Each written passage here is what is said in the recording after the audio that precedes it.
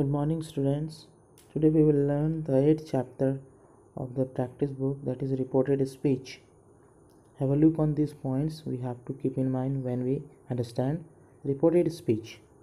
As we have to understand the definition of direct and indirect speech, as it is said, direct speech is what the speaker actually says, and indirect speech is reporting it from the narrator's point of view. Means in direct speech, speaker directly tell, but in indirect speech, it is reported by the narrator's point of view.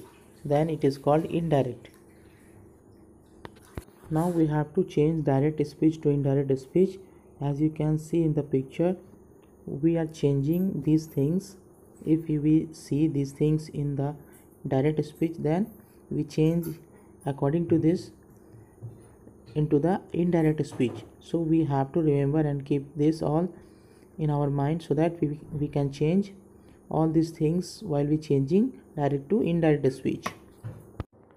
As you can see the given instruction, that reported verb is usually in the past tense, and in the reported speech, words denoting first person like I, my, me, mine, myself, we, our, us, ours, ourselves, we have to change the case of these all.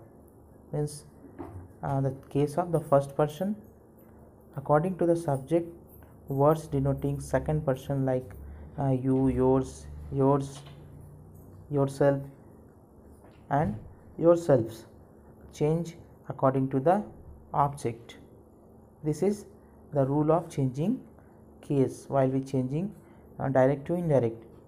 Now few things more that demonstrators in the reported speech like this, into, that, now, into, then, here, into, there, tomorrow, into, the next day, yesterday, into, the previous day. This is usually dropped. Means as we learned this also in the earlier picture. One thing more here, to understand reporting verb and reported speech, we have to understand these two things, reporting verb and reported speech. As you can see any examples of direct speech where you can see the part which is outside from the apostrophes and the part inside of the apostrophes. So the part which is outside of the apostrophes, it is called as reporting verb, and the part which is inside of the inverted comma, it is known as reported speech. Now instruction for the questions which will be reported in the reported speech section. Then what you will do, the instructions are: indirect questions beginning with auxiliary verbs are introduced by if or whether. Means we have, if we saw the questions beginning with the auxiliary verbs, then we use if or whether.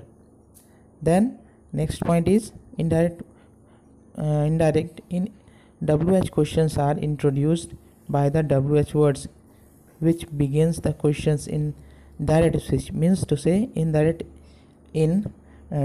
speech, when you will see WH questions, then what you will introduce, WH questions are introduced by the WH words. Next point is words order is inverted. For example, why are you making a noise? As you can see in the picture, becomes why they were making a noise. Here question rises with WH words, so that we have written it as why they were making a noise. Now read this following direct speech statements, and where you have to keep in mind that these are the we understand in it that the uses of comma, inverted commas, and the capital letters. Means the proper method to write, the way of writing direct speech. As you can see in the following 4 sentences of the direct speech, we have to keep in mind that how we use capital letters, where we use capital letters, how we use comma, and inverted comma in any kind of sentences. Here questions also rises and the other sentences also given, so that you can able to understand how we will write. This is all about the rules of direct and indirect speech. Hope you understand all the rules, and you will remember all these rules while we change. You will change direct to indirect. Thank you for watching video. Thank you very much.